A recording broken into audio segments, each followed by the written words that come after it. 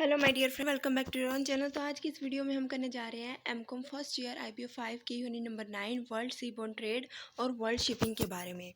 तो previous year के जो भी इंपॉर्टेंट क्वेश्चन है वो देख लेते हैं कि कौन से इंपॉर्टेंट क्वेश्चन है, वही हम वीडियोस में करेंगे। तो फर्स्ट इंपॉर्टेंट क्वेश्चन है वर्ल्ड इकोनॉमिक सिचुएशन और वर्ल्ड ट्रेड क्या होता है। इसके अंदर हम तीन चीज़ें पढ़ेंगे, वर्ल्ड के आउटपुट के बारे में, मर्केंडाइज ट्रेड के बारे में, ओईसीडी कंट्रीज इंडस्ट्रियल प्रोडक्शन के बारे में। जो सेकंड वीडियो हम करेंगे वो है world seaborne trade, demand for shipping services in ton miles, and second point है world seaborne trade by countries group. और जो थर्ड इंपॉर्टेंट क्वेश्चन है एग्जाम पॉइंट ऑफ व्यू से वो है वर्ल्ड शिपिंग सिनेरियो, और उसके अंदर कुछ ये पॉइंट्स है जो हमें कवर करने हैं। तो आज की वीडियो में हम करने जा रहे हैं वर्ल्ड इकोनॉमिक सिचुएशन और वर्ल्ड ट्रेड के बारे में। उससे पहले हम इंट्रोडक्शन जान लेते हैं इस चैप्टर का कि इस चैप्टर में हम करेंगे क्या। So in unit number 2 you have learned about the significance of ocean trade, ocean transportation and the development of the commercial shipping. It is a fact that about 75% of the international goods traffic move through the sea route, accounting for almost two-thirds of the value of the world trade. This implies that any fluctuation in the international trade is bound to have impact on the value of the world seaborne trade, which in turn shall influence the fortunes of world shipping. So in this unit, you will learn about how changes in economic scenario have influenced the growth and the composition of world seaborne trade and the world shipping scenario। जैसे कि हम इस unit number 2 में बात की थी कि जो भी हमारा ट्रेड होता है, यानी कि जो भी हम एक्सपोर्ट या इंपोर्ट करते हैं, तो जितना भी एक्सपोर्ट या इंपोर्ट वर्ल्ड में होता है उसका 75% जो एक्सपोर्ट या इंपोर्ट्स होता है गुड्स को जो शिप के वो ट्रेड के थ्रू होता है, यानी कि शिपिंग का यूज़ करके हम गुड्स को एक्सपोर्ट या इंपोर्ट करते हैं। 75% ऑफ गुड्स जो है वो सीबोर्न ट्रेड का यूज़ करके ही किया जाता है। यानी कि हम ये कह सकते हैं कि 2/3% जो वर्ल्ड का ट्रेड है वो शिपिंग का यूज़ करके किया जा रहा है। यानी कि अगर इंटरनेशनल ट्रेड में कोई फ्लक्चुएशन आएगी तो इसका इम्पैक्ट हमारे वर्ल्ड सीबोर्न ट्रेड पे पड़ेगा। तो ये चीज़ें हम क्या करने वाले हैं, पढ़ने वाले इस टॉपिक में। और जो मेन टॉपिक है वो है वर्ल्ड इकोनॉमिक सिचुएशन और वर्ल्ड ट्रेड क्या होता है। So the world economic situation and the world trade are very closely related, and consequently whatever development, whether positive or negative, take place in the former have a direct impact on the later। यानी कि इसमें ये कहा गया कि जो हमारी world की इकोनॉमिक सिचुएशन और वर्ल्ड जो ट्रेड है वो आपस में क्या करते हैं, रिलेट करते हैं। यानी कि किसी में भी किसी एक फैक्टर में भी पॉजिटिव या नेगेटिव चेंज आता है तो इसका इम्पैक्ट क्या करे, दूसरी चीज़ पे पड़ेगा। यानी कि वर्ल्ड की इकोनॉमिक सिचुएशन जो है वो पॉजिटिव हो रही है या फिर नेगेटिव हो रही है तो इसका सेम इम्पैक्ट जो है वर्ल्ड के ट्रेड पे पड़ेगा। या ठीक है। Hence, with the changing economic trend, it is very likely that the movement of the trade will be affected. Thus, result in the creation of the cyclical fluctuation in the demand and supply for goods in the world trade. Since the ship carry a sizable quantity of good traffic in the world trade, the fluctuation will have an impact on the movement of seaborne trade।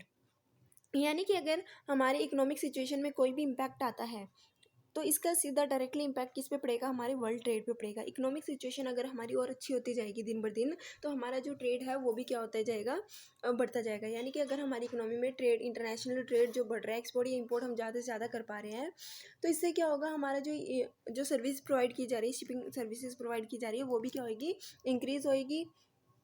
और जो हमारी demand supply है उसमें भी क्या आ रही है, fluctuation आएगी। जितनी हमारी वर्ल्ड इकोनॉमिक सिचुएशन में फ्लक्चुएशन आएगी देखने को मिलेगी, उतना ही हमें वर्ल्ड ट्रेड में भी जो फ्लक्चुएशन है वो देखनी पड़ेगी डिमांड और सप्लाई में। And therefore, before making any study of the world seaborne trade, it becomes necessary to make an analysis of the recent development that have taken place in the world economy। यानी कि सबसे पहले हम क्या जानते हैं, world seaborne trade के बारे में जानने से पहले जानना ज़्यादा ज़रूरी है कि क्या अभी रिसेंट डेवलपमेंट हुई है वर्ल्ड की इकोनॉमी में। इसके बारे में हम ये क्या क्या चीज़ें पढ़ेंगे वर्ल्ड की इकोनॉमी में। हम सबसे पहले पढ़ेंगे कि क्या क्या आउटपुट्स जो है आते हैं, और मर्केंडाइज ट्रेड और OECD कंट्रीज़ के बारे में जानेंगे। यानी कि वर्ल्ड इकोनॉमिक सिचुएशन और वर्ल्ड ट्रेड को अच्छे से जानने से पहले, ठीक है, उसकी डेवलपमेंट को जानने से पहले हम सबसे पहले क्या जानते हैं, वर्ल्ड की इकोनॉमिक सिचुएशन को जानते हैं कि अभी क्या क्या रिसेंट डेवलपमेंट हुई है। तो इस वर्ल्ड की इकोनॉमिक को हम किस तरीके से जानेंगे, तीन चीज़ों से जानेंगे कि वर्ल्ड में आउटपुट जो है वो कितना एक्सपोर्ट या इंपोर्ट हो रहा है, मर्केंडाइज ट्रेड क्या है, और OECD कंट्रीज़ जो है वो उसका क्या रोल है। तो सबसे पहले हम वर्ल्ड आउटपुट के बारे में जान लेते हैं। The global economic recover that begin in 1993 continued till 1996 when the world output grew by 2.8% over 1995। यानी कि जो हमारी ग्लोबल इकोनॉमी है वो क्या हो गई, रिकवर होना स्टार्ट हो गई 1993 में। और ये रिकवरी कब तक चली, हमारी 1996 तक रिकवरी चली। यानी कि रिकवरी का मतलब क्या है, जो वर्ल्ड में आउटपुट का एक्सपोर्ट या इंपोर्ट होता था वो इंक्रीज़ हो गया। कितना इंक्रीज़ हो गया, 2.8% तक इंक्रीज़ हो गया 1995 में। However growth believed the hopes that the world economy would enter a new era or sustained growth not in excess of 3%, which was expected to be achieved by 1997। हमने ये देखा कि जब हमारी इकोनॉमिक सिचुएशन क्या हो रही है, बेटर हो रही है, हमारे वर्ल्ड का आउटपुट इंक्रीज होता जा रहा है, तो हमें ये लगा कि हम एक नई दुनिया में, एक नई इरा में कदम रख चुके हैं जहाँ पे हमें क्या होगी, ग्रोथ ही ग्रोथ है। तो हमने ये सोचा कि जो 1997 तक आते आते जो हमारी वर्ल्ड की ग्रोथ है, ग्रोथ रेट वो 3% तक पहुंच जाएगी। Growth in the developed market economy of the world as a whole वो slower than what has been expected. यानी कि अगर हम डेवलपिंग मार्केट इकोनॉमी की बात करें तो उनकी जो ग्रोथ रेट थी वो जितनी एक्सपेक्ट की थी उतनी नहीं थी, एक्सपेक्टेड से भी कम थी। Expansion in the United State was more sustain than more forecasted has predicted. यानी कि जो यूएसए की जो ग्रोथ रेट थी वो क्या हो गई, ज़्यादा हो गई जितना उन्होंने एक्सपेक्ट किया था, प्रिडिक्ट किया था या फोरकास्ट किया था। And Japan finally reaped the benefit of the fiscal package and recover faster than expected. यानी कि जापान ने भी क्या किया, जितना सोचा था उससे ज़्यादा ही रिकवर कर लिया अपनी इकोनॉमी की सिचुएशन को, वर्ल्ड के आउटपुट को। जो जापान का आउटपुट था वो बहुत ही तेज़ी से बढ़ा जितना उन्होंने सोचा था। But the widely expected recovery in the west Europe could not materialize। Developing countries including China recorded an average increase of 5.6% in the 1996। यानी कि जो डेवलपिंग कंट्री थी उनकी जो एवरेज इंक्रीमेंट हुआ था वर्ल्ड के आउटपुट में वो 1996 तक कितना हो गया था, 5.6% तक हो गया था। Latin America had recover from the depress condition of the post Mexican crisis but it's growth remain a modest 3.3%। यानी कि अगर हम मैक्सिकन जो क्राइसिस हुआ था अमेरिका में, पोस्ट मैक्सिकन क्राइसिस के बाद जो अमेरिका की जो डिप्रेस सिचुएशन थी वो क्या हो गई, रिकवर होनी स्टार्ट हो गई। इसकी जो ग्रोथ रेट थी वो 3.3% तक ही रही। तो इसमें क्या हमने पढ़ा कि जो अमेरिका की जो डिप्रेस कंडीशन थी, डिप्रेस कंडीशन क्यों हो गई थी, क्योंकि जो मैक्सिकन क्राइसिस के वजह से। तो मैक्सिकन क्राइसिस की वजह से जो अमेरिका की सिचुएशन थी वो डिप्रेस हो गई थी। उसके बाद क्या हुआ कि जो सिचुएशन थी, जो वर्ल्ड का आउटपुट था वो धीरे धीरे बढ़ना स्टार्ट हो गया। और ये कब तक बढ़ा, कहाँ तक बढ़ा, 3.3% तक जो अमेरिका का वर्ल्ड आउटपुट था वो बढ़ा। East Asia continue to be the brightest area of the world economy but the growth slow down with the weakening of export. यानी कि जो हमारा ईस्ट एशिया था वो क्या था, एक ब्राइटेस्ट एरिया था, बहुत एक अच्छा शानदार जो है वो डेवलप कर रहा था वर्ल्ड इकोनॉमी में। लेकिन जो इसकी ग्रोथ रेट थी वो क्या हो गई थी, स्लो हो गई थी, कम हो गई थी। क्यों कम हुई, क्योंकि जो एक्सपोर्ट था वो क्या हो गया था, इन कंट्रीज़ का कम हो गया था। एक्सपोर्ट कम होने की वजह से इनकी जो डेवलपमेंट थी, जो ग्रोथ रेट थी वो क्या हो गया, कम हो गया। Hence, policies in some countries have been reoriented towards curbing growing external deficit and prices level and in some cases toward coping with difficulties in the financial sector। यानी कि जो हमारी जो पॉलिसीज थी कुछ कंट्रीज़ की, उसको क्या किया गया, दोबारा से बनाया गया।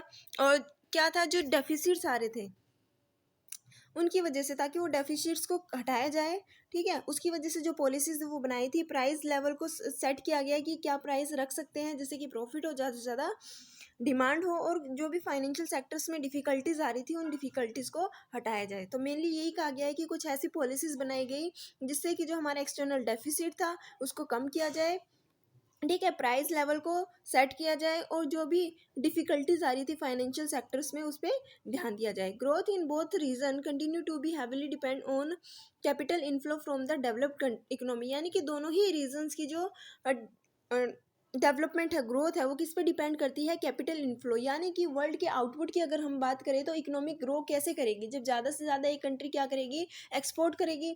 जब ज़्यादा से ज़्यादा कंट्री एक्सपोर्ट करेगी तो उस कंट्री के पास क्या आएगा, फॉरेन एक्सचेंज आएगा। जब फॉरेन एक्सचेंज आएगी तो उस कंट्री की क्या होगी, जीडीपी बढ़ेगी, और साथ ही साथ उसका बैलेंस ऑफ पेमेंट क्या होएगा, पॉजिटिव होगा।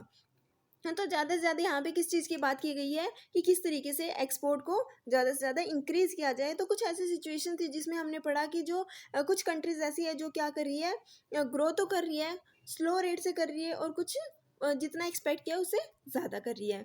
Economy recovery in Africa, economy recovery in Africa, which begins in 1994, gathered further momentum in 1996 as the growth of regional output accelerated to 3.9% from 2.8% from the previous year, reversing the decline in the real per capita income that had persisted from almost a decade. एक decade से क्या होता चला आ रहा था, जो Africa की economic situation थी वो क्या हो रही थी, ख़राब हो रही थी।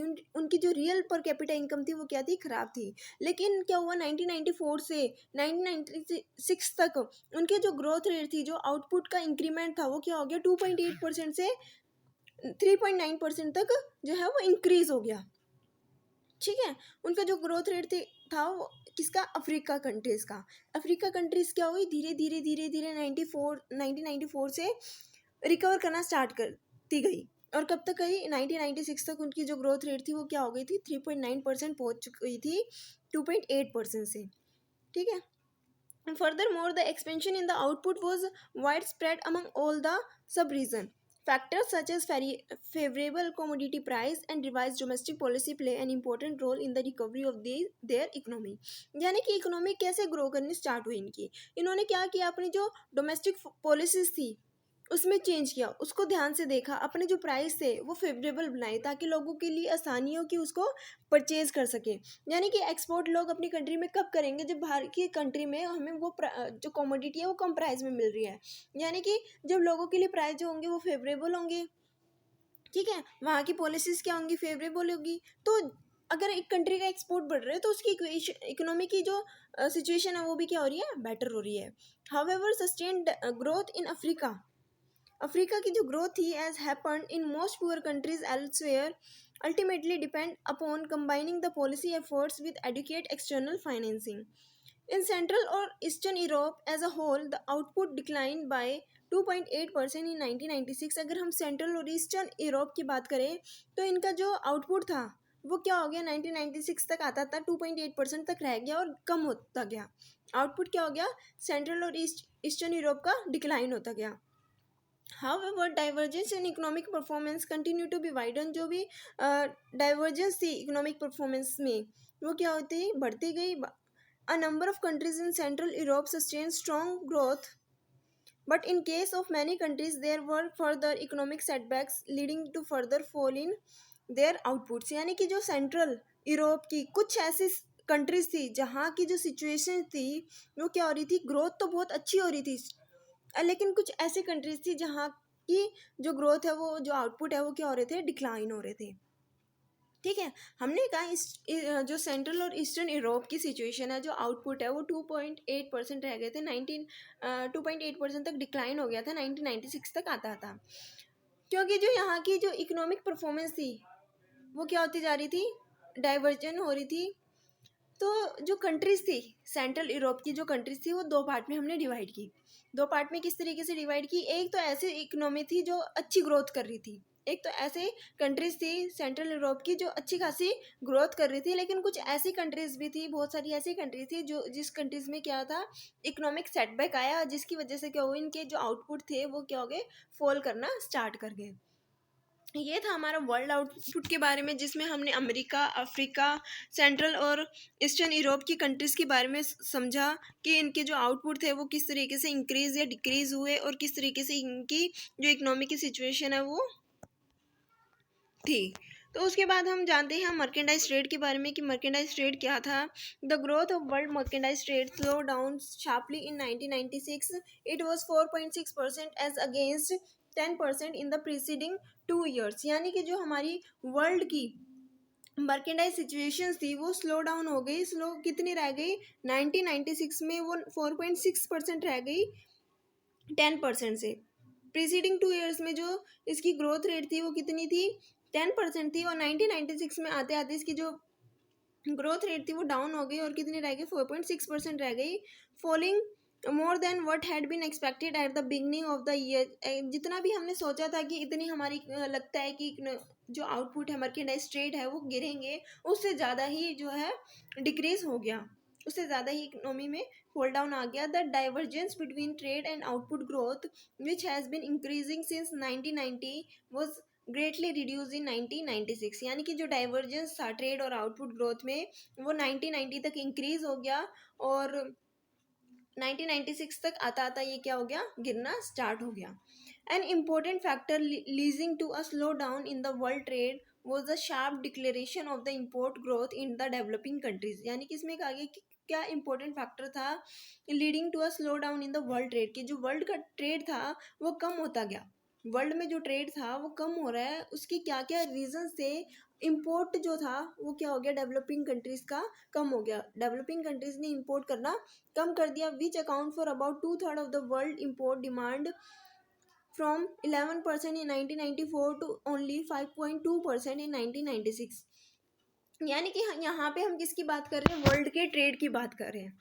ठीक है, वर्ल्ड के ट्रेड की बात करें, इकोनॉमिक की सिचुएशंस की बात करें, तो जो वर्ल्ड का ट्रेड था वो कम हो गया। कम किस रीज़न की वजह से हुआ, कि जो डेवलपिंग कंट्रीज अपनी कंट्री में गुड्स या सर्विसेज को इंपोर्ट करती थी, उन्होंने वो क्या कर दिया, इंपोर्ट को ही कम कर दिया। जब उनका इंपोर्ट कम हुआ तो वर्ल्ड में जो क्या है, वर्ल्ड की सिचुएशन ख़राब होती गई, क्योंकि जो उनका इंपोर्ट करते थे जो वो बाहर की कंट्रीज, वो 11% करते थे 1994 में, और उन्होंने 1996 तक आते आते जो अपना इंपोर्ट था वो 5.2% तक कर दिया। ठीक है, जब वर्ल्ड में ट्रेड जो है वो कम होगा तो इसका इम्पैक्ट सीधा हमारी इकोनॉमी की सिचुएशन पे भी पड़ेगा। यानी कि जब कंट्रीज़ में इंपोर्ट होगा तभी तो बाहर की कंट्रीज़ में क्या होएगा, बाहर की दूसरी कंट्रीज एक्सपोर्ट कर रही है तभी तो दूसरी कंट्रीज इंपोर्ट कर रही है, एक कंट्री एक्सपोर्ट कर रही है दूसरी इंपोर्ट कर रही है। जब इंपोर्ट कम होगा तो एक्सपोर्टिंग कंट्री का जो ट्रेड है वो कम होगा, एक्सपोर्टिंग कंट्री का जो ट्रेड कम होएगा तो उस कंट्री में फॉरेन एक्सचेंज कहाँ से आएगा। सपोज करो डेवलपिंग कंट्रीज और डेवलप्ड कंट्रीज को हमने लिया, डेवलप कंट्रीज ने अपनी कंट्री में इंपोर्ट कम कर दिया, और इंपोर्ट कम करना यानी कि डेवलपिंग कंट्रीज जो थी उसका एक्सपोर्ट कम हो गया। जब डेवलपिंग कंट्री का एक्सपोर्ट कम हो गया तो जो फॉरेन एक्सचेंज आना था वो भी कम हो गया। जब फॉरेन एक्सचेंज कम होगा तो क्या होगा, हमारी जीडीपी और पर कैपिटा इनकम पे भी इसका इम्पैक्ट पड़ेगा, और जो बैलेंस ऑफ पेमेंट है वो भी क्या होएगा, नेगेटिव शो करेगा। तो इससे वर्ल्ड ट्रेड से अगर हम बात करें तो जो वर्ल्ड ट्रेड है उसका सीधा इम्पैक्ट हमारी किस पे पड़ता है, वर्ल्ड की इकोनॉमिक सिचुएशंस पे पड़ता है। तो इसमें यही पड़ा कि जो मेन इंपॉर्टेंट फैक्टर्स था वर्ल्ड ट्रेड के डाउन होने का, स्लो डाउन होने का, वो यही था कि जो डेवलपिंग कंट्रीज थी उन्होंने जो अपना इंपोर्ट था वो कम कर दिया। 1994 तक उनका जो इंपोर्ट की डिमांड थी वो 11% थी, और 1996 तक आते आते वो 5.2% तक रह गई। Particularly noticeable has been the drastic decline in the import by USA and Japan, यानी कि जो इंपोर्ट डिक्लाइन हुआ था वो किस किस डेवलप्ड कंट्रीज की वजह से हुआ था, मेनली यूनाइटेड स्टेट और जापान की वजह से हुआ था।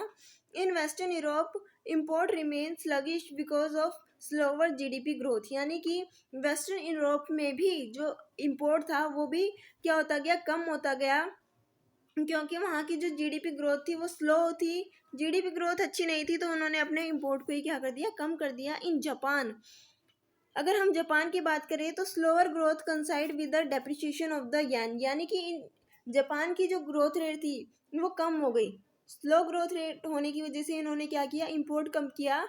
और स्लो ग्रोथ रेट इनकी क्यों हुई, क्योंकि यहाँ की जो येन की वैल्यू थी वो डेप्रिशिएट हो गई। ठीक है, while in the USA United state the increase in the import of capital goods specially computers and related equipment which had manifested itself in earlier years slowed drastically in 1996, यानी कि United state की जो import था वो increase हो रखा था capital goods में। जो यूनाइटेड स्टेट जो इंपोर्ट करता था वो क्या चीज़ें इंपोर्ट करता था, कैपिटल गुड्स, यानी कि कंप्यूटर्स रिलेटेड इक्विपमेंट, कंप्यूटर या उससे रिलेटेड इक्विपमेंट को क्या करता था वो अपनी कंट्रीज़ में इंपोर्ट करता था। लेकिन 1996 तक आते आते उसने इन चीज़ों की जो डिमांड थी वो क्या कर दी, कम कर दी। तो हमने बेसिकली ये पढ़ा, यूनाइटेड स्टेट ने और जापान ने क्या किया, अपना इंपोर्ट कम किया। इंपोर्ट जापान ने क्यों कम किया, क्योंकि उसकी जो येन की वैल्यू थी, उसकी जो करेंसी की वैल्यू थी वो डेप्रिशिएट हो गई, जिसकी वजह से उसका जो ग्रोथ रेट थी वो स्लो होने की वजह से उसने इंपोर्ट को कम किया। और यूनाइटेड स्टेट ने क्या किया, इंपोर्ट को कम किया। ठीक है, किस रीज़न की वजह से कम किया, पहले जो क्या क्या चीज़ें जो था यूनाइटेड स्टेट अपनी कंट्रीज़ में इंपोर्ट करता था, कैपिटल गुड्स को इंपोर्ट करता था, कंप्यूटर या उससे रिलेटेड इक्विपमेंट्स को अपनी कंट्रीज़ में इंपोर्ट करता था। जब यूनाइटेड स्टेट ने अपनी की जो ग्रोथ थी वो क्या हो गई थी, डाउन हो गई थी, इसकी वजह से उसने क्या किया, इन सारी चीज़ों का इम्पोर्ट जो है वो कम कर दिया 1996 तक। ठीक है। In East Asia export growth decline significantly. East Asia की जो एक्सपोर्ट था, ईस्ट एशिया कंट्री जो एक्सपोर्ट करता था वो क्या हो गया, डिक्लाइन हो गया। It was mainly due to drastic fall in the prices of the certain electronic and information equipment particularly semiconductors. यानी कि जो ईस्ट एशिया का एक्सपोर्ट था, एक्सपोर्ट की वजह से उसकी ग्रोथ हो रही थी, क्योंकि वो ईस्ट एशिया अगर दूसरी कंट्री में गुड्स को एक्सपोर्ट करेगा तो ये तो उसकी अर्निंग होगी। यानी कि एक्सपोर्ट कम होने की वजह से क्या हुआ, उसकी इकोनॉमी में बहुत ज़्यादा इम्पैक्ट पड़ा। और एक्सपोर्ट कम क्यों हुआ, क्योंकि कुछ ऐसी सर्टेन कमोडिटी थी जिसके प्राइस क्या हो गए थे, कम हो गए थे।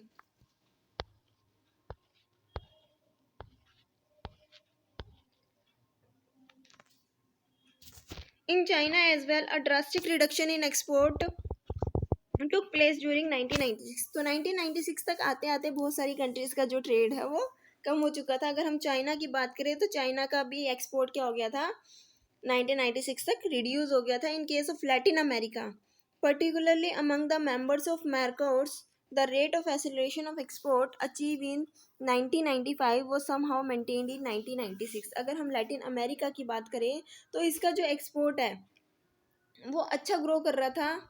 जो इसकी जो इकोनॉमी का वर्ल्ड ट्रेड है वो 1995 तक ग्रो कर रहा था, एक्सेलरेट कर रहा था, और ये मेंटेन हो गया 1996 तक आता आता। तो ये था हमारा मर्केंडाइज ट्रेड के बारे में। उसके बाद हमारा जो नेक्स्ट टॉपिक इसमें रहता है ओईसीडीज कंट्रीज इंडस्ट्रियल प्रोडक्शन। ओईसीडीज कंट्रीज क्या करती थी, इंडस्ट्रियल गुड्स को प्रोड्यूस करती थी।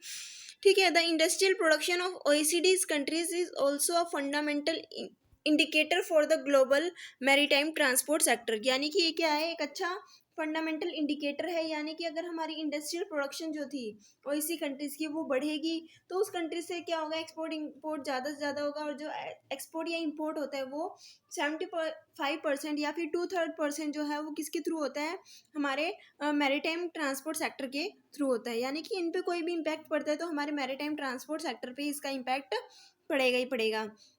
The diverging growth rate in OECD's countries' industrial production and world seaborne trade in the period 1991 or 1993 was mainly attributed to the decrease in production। यानी कि 1991 और 1993 तक आते आते जो OECD सी कंट्रीज थी उनका जो इंडस्ट्रियल प्रोडक्शन था वो क्या हो गया था, डिक्लाइन हो गया था, कम हो गया था। जब इनका प्रोडक्शन कम हुआ, किस चीज़ का प्रोडक्शन कम हुआ, क्रूड स्टील, ठीक है, आयरन और coking coal, petroleum products, non ferrous metals और fertilisers, and to the decline in the price of this commodity. यानी कि इनका प्रोडक्शन कम होने की वजह से इन कमोडिटी के जो प्राइस थे वो भी क्या हो गए थे, कम हो गए थे। However increasing trade in other manufacturers specifically by North American. यानी कि जो मैन्युफैक्चरर्स गुड्स थे उनका जो ट्रेड था वो बढ़ गया था। North American, Latin American, Asians, और जिसमें कौन कौन इंक्लूड था, चाइना भी इंक्लूड था। Maintain the growth of world seaborne trade. यानी कि जो वर्ल्ड की सीबोन ट्रेड की जो ग्रोथ थी, वर्ल्ड सीबोन ट्रेड ग्रोथ जो थी वो इंडस्ट्रियल प्रोडक्शन की वजह से तो कम हो गई थी, क्योंकि इंडस्ट्रियल प्रोडक्शन जो थी ओईसीडीसी कंट्री की वो तो कम हो गई थी। जब प्रोडक्शन कम हुई तो उन कंट्रीज़ की जो कमोडिटी के प्राइस थे वो भी कम हो गए। लेकिन जो वर्ल्ड सीबोन ट्रेड था वो ग्रो कर रहा था, मेंटेन था। किस रीज़न की वजह से, कि जो मैन्युफैक्चरर गुड्स थे उनका ट्रेड बढ़ रहा था। उनका ट्रेड बढ़ने की वजह से जो हमारा वर्ल्ड सीबोन ट्रेड था वो भी क्या कर रहा था, ग्रो कर रहा था। तो ये था हमारा इकोनॉमिक सिचुएशन और वर्ल्ड ट्रेड के बारे में हमने पढ़ा कि जो इकोनॉमिक सिचुएशन है और जो वर्ल्ड ट्रेड है वो आपस में रिलेट करता है। और इसमें हमने सबसे पहले वर्ल्ड की इकोनॉमी के बारे में जाना कि वर्ल्ड का आउटपुट किस तरीके से इंक्रीज़ हो रहा है, कौन कौन सी कंट्रीज़ के साथ हो रहा है, और मर्केंडाइज ट्रेड क्या है। सेकंड इसमें हमने पढ़ा मर्केंडाइज ट्रेड क्या है। और थर्ड पॉइंट हमने पढ़ा कि ओईसीडीसी कंट्रीज़ की जो इंडस्ट्रियल प्रोडक्शन है उसका क्या इम्पैक्ट पड़ रहा है वर्ल्ड के सीबोन ट्रेड पे। तो ये टॉपिक हमने यहीं पे ख़त्म किया और इस टॉपिक को हम कंप्लीट कर चुके हैं। आई होप कि आपको ये वीडियो अच्छी लगी है। अगर ये वीडियो अगर आपको अच्छी लगी है तो इस वीडियो को लाइक, शेयर और सब्सक्राइब करना मत भूलिएगा। अगर किसी भी तरीके को कोई भी डाउट है किसी पॉइंट में तो आप कमेंट बॉक्स में कमेंट करके पूछ सकते हैं। And thanks for watching.